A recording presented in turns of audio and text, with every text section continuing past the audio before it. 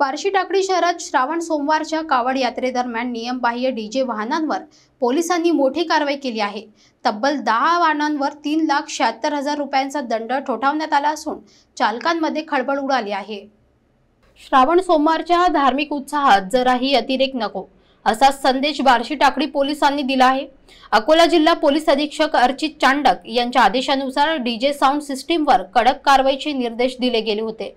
त्यानुसार 28 जुलै रोजी काढण्यात आलेल्या कावड यात्रेमध्ये वापरलेल्या 10 डीजे वाहनांवर पोलिसांनी मोठी कारवाई केली आहे। मिरवणूक संपल्यानंतर संबंधित सर्व 10 डीजे वाहने थेट पोलीस ठाण्यात लावण्यात आली।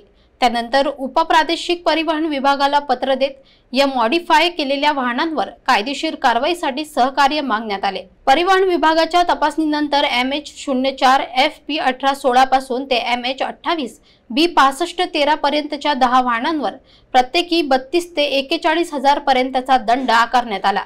एकूण दंडाची रक्कम झाली तब्बल 3,76,500 रुपये। या कारवाईमुळे डीजे चालकांमध्ये चिंतेचे वातावरण निर्माण झाले आहे।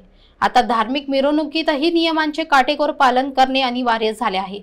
पोलीस प्रशासनाने जाहीर संदेश दिला आहे, उत्सव साजरे करा पण कायद्याचे उल्लंघन केल्यास कारवाई अटळ आहे।